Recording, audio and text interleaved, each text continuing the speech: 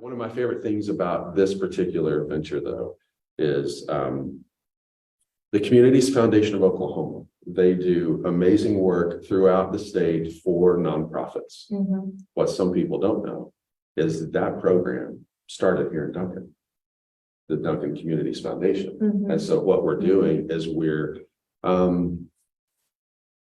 I actually had opportunity to talk to them really when our leadership Duncan class was kind of wrapping up to talk about some grant possibilities. I had some communication with them. So there's such a such a great, right? Yes. Such a great community. And so what they've done is they've helped us reinvigorate the Duncan Community Foundation that's here. Mm-hmm. And so the Community Foundation of Oklahoma, when it started here, it was started by Mr. McCaskey. Mm-hmm. And so one of the things that we're doing, and this is huge kudos to Chris and Alan, Chris Deal, Chris Rao, and Alan Gates, of coming back and saying, hey, we don't need to reinvent the wheel. We don't need to create a whole new nonprofit. There's this one that's got heritage, it's got history, but it hasn't really been very active lately. So what we've done from their leadership is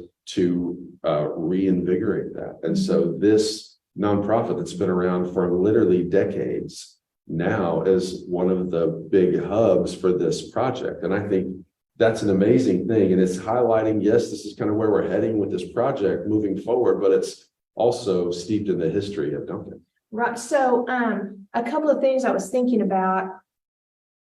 I think you kind of alluded to this. Duncan Heart and Soul is it a 501c3 nonprofit, or is it a different? We're really utilizing the Duncan Community Foundation 501c3, that nonprofit. Okay. So where does your funding, what is the source for your funding?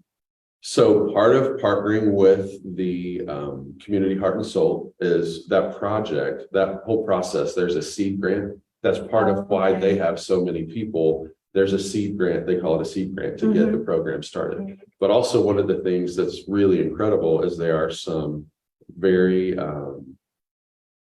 big-hearted people and organizations here in Duncan that are saying, oh, they're gonna start the seed grant. Hey, I can make sure that we will help fund the program. And so one of the great things, and so that part is largely given here by some folks who are like, hey, I'm here, I don't want recognition, I just want people to know this is locally funded in lots of ways.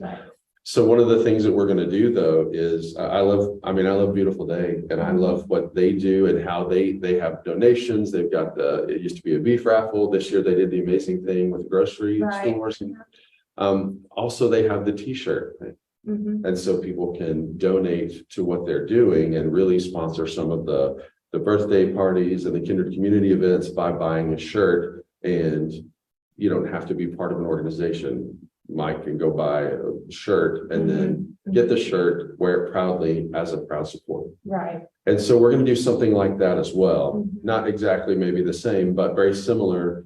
So people, and I don't know that it's going to have a for Duncan or if it's going to be just this logo. The shirt that I have that I wore to the community barbecue, the Stevens County United Way barbecue showdown on Saturday, which was great. I have one of those that I'm really proud of. We're going to give opportunities for people to contribute in several different ways, but it's not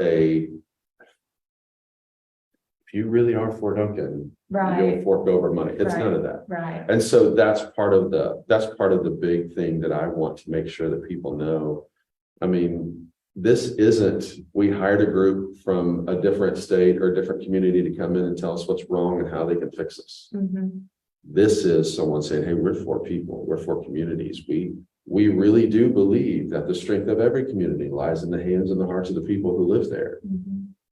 And this program is for people who live, work, and play in Duncan.